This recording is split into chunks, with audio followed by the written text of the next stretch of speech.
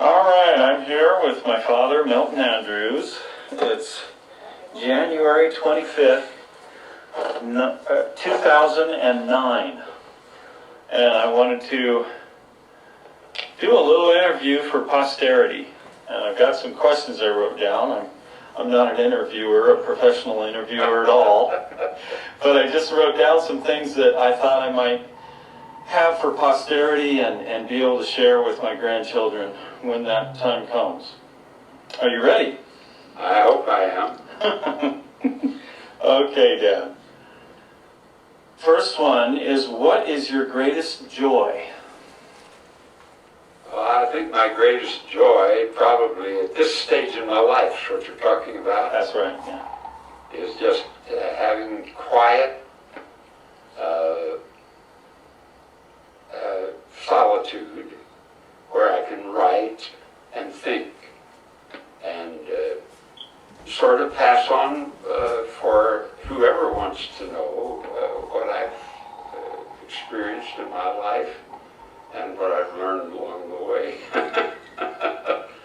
By writing memoirs? My memoirs, yeah, and also other writing I do, like the family update that I write every week, and all kinds of letters and phone calls and stuff that I keep up with all my business contacts, my friends, you know, the people that care about me and that I care about.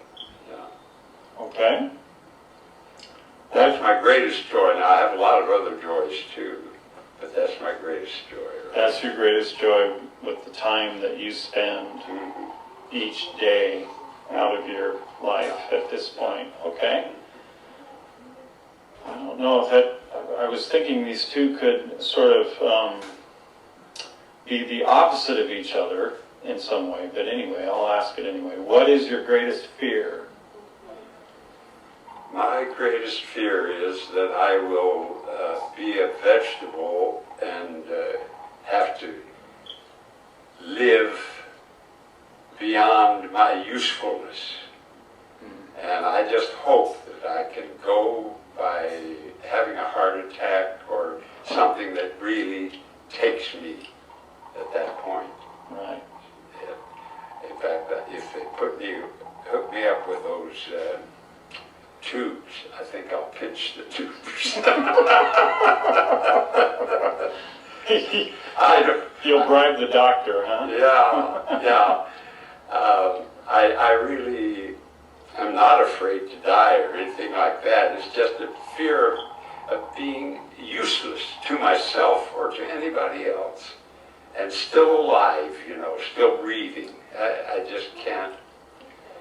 I don't want that to happen to me. I understand. That's why I've taken as good a care of myself as I can, you know. I've tried to watch my diet and my exercise routine, which I can't seem to keep up these days because I'm slowing down and I just can't get it all done.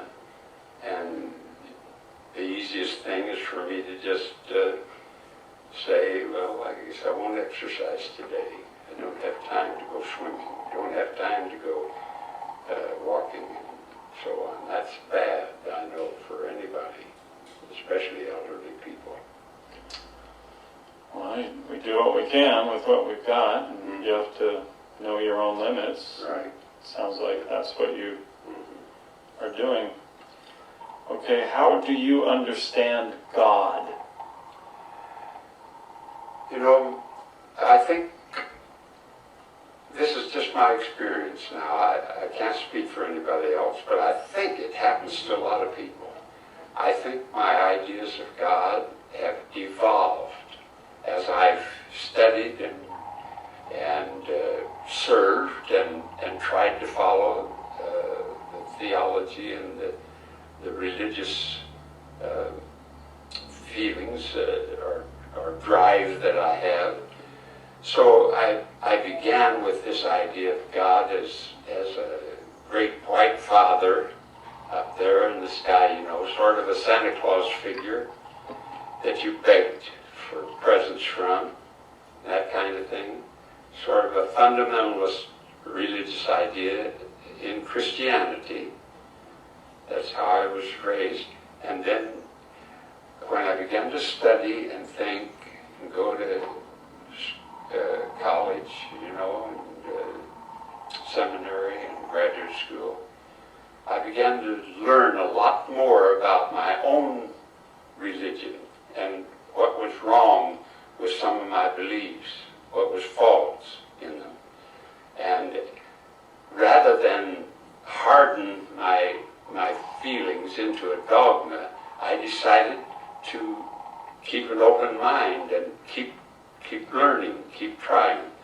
So I have come finally to an evolved idea of God as the Spirit. I think the Native Americans had it right. The Great Spirit that is the driving or the force, some people would call it the prime mover that has created a very creative spirit that has created. I can't imagine a universe just happening. There had to be a prime mover, and that's about the extent of it. Now, if you want to know more about my religious development, along with that, I feel that all religious approaches to God, and every culture seems to have a religious approach to the Great Spirit, right. Whatever they call it. It could be a rock or the sun or whatever. But I just believe that we're all sort of climbing a mountain. You could call that mountain our religious quest. And anybody who's climbed a mountain knows that you get closer and closer to the other side as you get toward the peak of the mountain. So what I visualize in my mind today, this is what I think of when I think of God. I think of God, or this Great Spirit, as being over all at the peak, and all of us climbing along our own paths, trying to reach that summit. And when we begin to understand the fact that we are getting close to the summit, we also will begin, or are beginning, to realize that we have more in common with each other than we knew before, and that we're getting closer together, because that's what a mountain is. It gets closer and closer together from both sides, all sides, till you get to the peak. And that's what I think is going to happen, is happening, beginning to happen among the thoughtful leaders of all world religions. They're beginning to understand we have a lot in common, and that there are many paths to God, whatever God is, this Great Spirit. And what it means to be mortal, to me anyway, is to be limited in my knowledge of that Great Spirit. So I just know there are many things I never will be able to figure out. I can't understand them fully.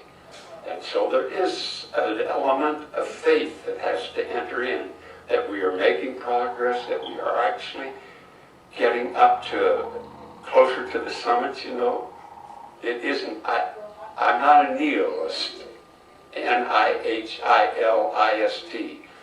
I believe that there's purpose in life, and that there is purpose in the universe, and that we will someday, we're understanding more and more of it all the time. But we're not there yet, and what I found out is the more I learn, the more I realize that there is to learn. The wider the horizon becomes, yes, the more I understand, the wider the horizon becomes. Right.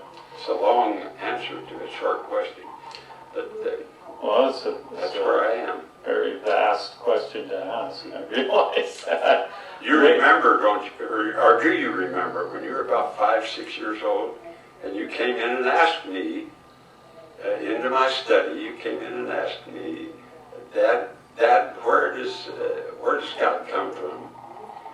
And boy, I said to myself, what a question.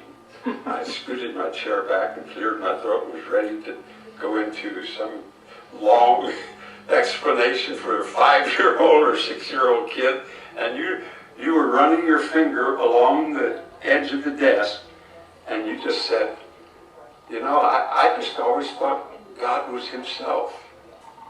And I figured that was good enough for a 6-year-old, so I said, Carl, you got it. Oh my God. The Great Spirit, whoever, whatever he is, or she is, has always been whatever it's been. Yeah, I thought that was very interesting that you could cut through all of the garbage right there and say it for a 6-year-old kid. I think God has always been himself.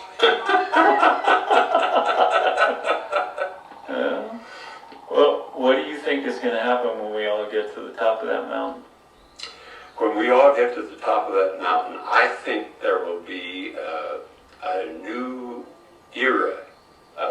If there's such a thing as heaven, and I really don't believe in the heaven that the religions that all the religions I've read, you know, a happy hunting ground. I don't think it's a happy hunting ground. I don't think it's a New Jerusalem with streets of gold and walls of pearl and jewels, you know. I don't believe any of that. I do believe that there is a spiritual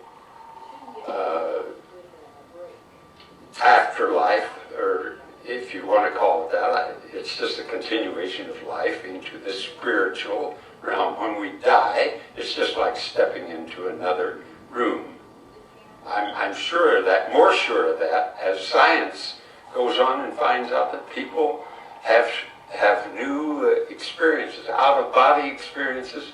Some have experienced the return of people that have died. They swear to it, and these are intelligent people, you know, like Dr. James Pike, whose son committed suicide, and his daughter said, Dad, he was in my room last night, and James Pike said, how do you know? And she said, because he singed my eyebrows. And sure enough, her eyebrows had been singed, you know, all that kind of thing. And when my brother Les went to see where a wreck had happened of a family that was in his parish, and he went in and talked to the people, they said, you know, last night the hallway was filled with the smell of our son, the tobacco smell that he smoked and all that, and they didn't smoke or anything, and they were sure that he'd been there. There are others who say they've actually seen the apparition of their loved one or whoever it is they were trying to see. And there are others who claim that they can remember a life they had before they were born on this earth. You know, they're sure that they're going to be in some other incarnation after they die. There are all kinds of testimonies to something after what we call death. But I look forward simply to the freedom of the spirit world myself. I don't expect to be an apparition or like Ruth says, she can't wait to get to heaven and find me there, or vice versa, you know. Mm-hmm. And I said, well, what about Kate? If you're going to be in the flesh, you know, a person like that, you're going to have all kinds of complications. Yeah, right. And the other woman. But that's all speculation on my part. I just believe it'll be better than it is here because I believe in evolution. I believe that the Great Spirit is the motivator for this. That's the way the world was created, to evolve. The universe was created. I mean, it isn't just the world, it's the universe. Yes. And it's evolving. And it's getting, we're learning more, we're getting better at things, and it just goes on. That's how I feel. Yeah, spiritually, I believe it'll be a fulfilling experience for me. Mm-hmm. A really very fulfilling experience. Well, that answers one of my questions. How do you understand death? You pretty much just gave the answer to that question. Right. I do not, there's no need to fear death. Even the religions themselves say that, but the devotees don't believe it. They come weeping to the grave, and come put all kinds of flowers over the grave as though that were ministering to the person. Yeah. Maybe I sound very skeptical and sarcastic about this, but I don't see going back to what we know is just dust is dust, goes back to dust. Why go there and worship that and care for that as though we were caring for our loved ones? Right. And I believe it may do some good for the person who does it. Maybe that's the value of it. Yeah. Right. Who goes out there and does that. But as far as the person itself, the body is garbage just as soon as the spirit has left it. Right. That's how I feel about it. Mm-hmm. About death and the transition, if you want to call it that, into the spiritual world. Right. Yeah. Okay. Do you believe evil is necessary in the world? I don't know whether it's necessary, but I know it's a fact. Evil is a fact. Evil is well, it's the opposite of good, of course. And maybe we do have to have evil in order to understand good. Seems to be opposites enough. The Chinese, had yin and yang, good and the bad. I had a Chinese funeral in which this gal, who was sort of in charge of the Chinese group that came, actually the guy whose funeral it was had committed suicide. He was a cook in one of the restaurants, and of course didn't have any minister or anything, so they asked me to do it. And but she gave everybody a nickel. Went around and gave all of us a nickel before the funeral service. And after the service, she came around and gave every one of us a piece of candy that the Chinese are famous for. It's a kind of a sweet and sour candy. Have you ever had any of it? Probably, yeah. Yeah. Mm-hmm. Anyway, she gave every one of us that. So I got curious, what was going on. And she arranged things with me, so I went up to her and addressed her, and I said, I'm just curious.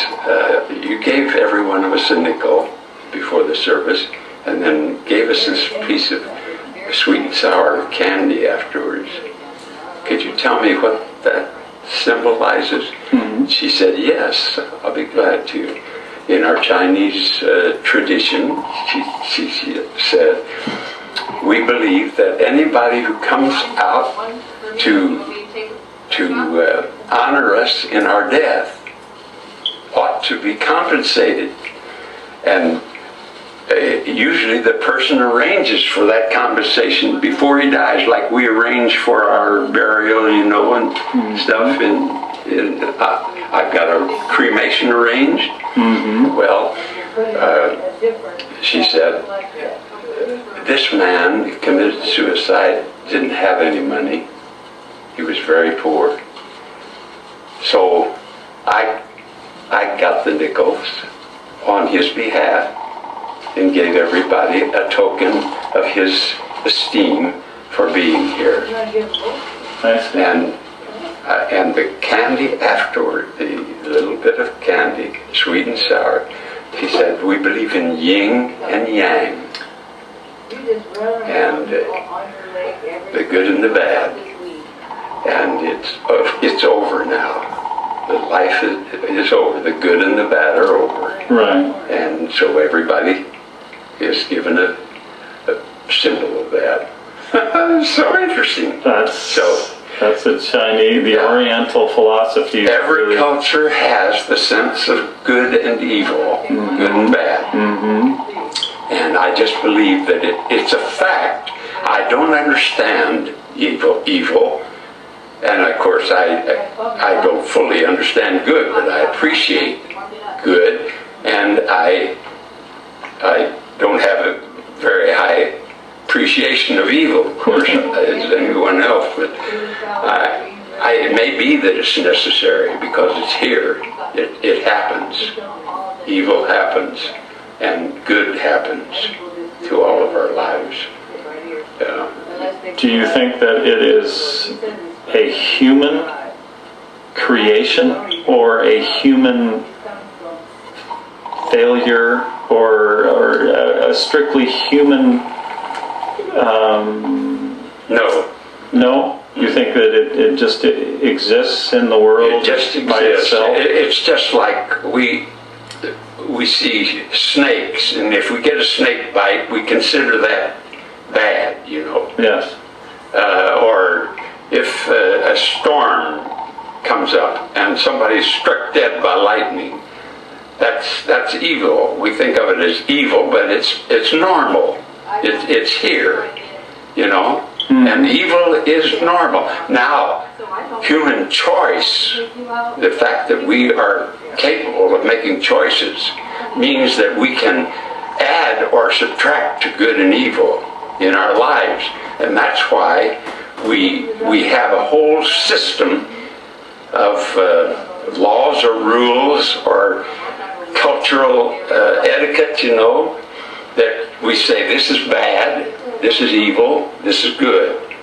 But I think if you want to, my honest opinion of it, I think the source of the idea of evil, when good and bad happen, and when we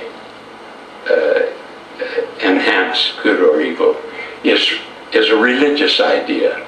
I think it originates in our code of ethics and religion. In the Bible, and I've studied the Old Testament thoroughly, you know, because I did my graduate study in that. We find that in the very origin of the good and the evil that the Old Testament talks about, it was the priests who made this code, and they probably got it from the Hammurabic code in the Assyrian culture. But anyway, if you go down and read all their do's and don'ts, you see that they are setting up a regimen for society by which they could keep order. And so they say it's bad, it's evil for a person who has a disease to live with everybody else. So he should go outside the city until he gets over his disease. Or he should, if he has to be in the city, he should announce when he's approaching the guy, I am a leper, I am a leper, I am a leper. So they know they don't touch him. Yeah. Don't get the leprosy themselves, you know, that kind of thing.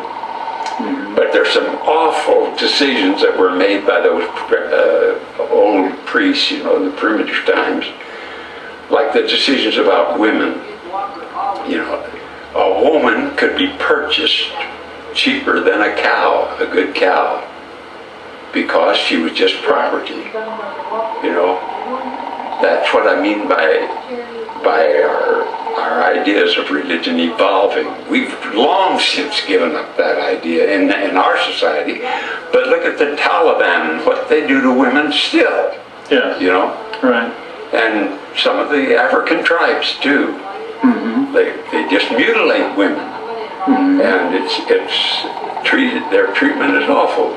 That's the kind of thing that happens, and we do realize that that's evil, that we're enhancing the fact of evil that's in the world, you know, by making up a lot of human things that are sometimes worse than what the actual fact is. Right. Because we just, I don't know, we're selfish. We we have our own problems. Yeah. Yes, we do. We do. Well, I have another question. It's my last one, and you addressed it in your answer to an earlier question, but I'll just say it again to see if you have anything to add, and that is, what is our purpose in this life, as you see it?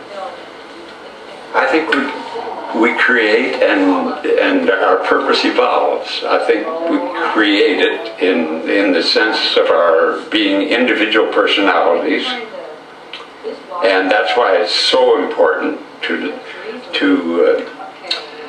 guide a child in developing a free personality, a personality that can evolve and grow, and that won't be psychologically schizophrenic and all these other things that happen to people, you know, live a depressed life. Some people just seem to can't get out of depression. Mm-hmm. And we need to free those personalities to have good purpose in their lives. But once they find that purpose, sometimes discover it. It's a discovery, like your artwork is a discovery in your life, you know. Mm-hmm. You learned that you could and your personality just seemed to be artistic. Though you're not an artist in the sense of a full career, there is that artistic thing about you in everything you do, in everything you are. And that's how I think of you, and that's how I perceive you. And that's a tremendous asset to your life. I'm sure it showed up in your carpentry. I'm sure that it's been noticed by your superiors. This guy doesn't just hit the nail with a hammer. He studies the artistic. He puts it in the right place. And he thinks about it. Mm-hmm. And that's the kind of thing that is a part of your life. The purpose in my life has developed in the area of what I might call pioneering in human achievement. It's Miss Trotman, my teacher, gave me that title for my speech where I won the money in the Mahan Award contest. She said, why don't you talk about pioneering in human achievement? The Wild West is gone, the Western frontier is gone, but we need people to pioneer today in the areas of human achievement. That's all she gave me for a speech, and I won with it. But look what she gave me in addition. She gave me a purpose that I could live by all my life. A goal, a vision, an ideal to live with all my life. So that's what I've done.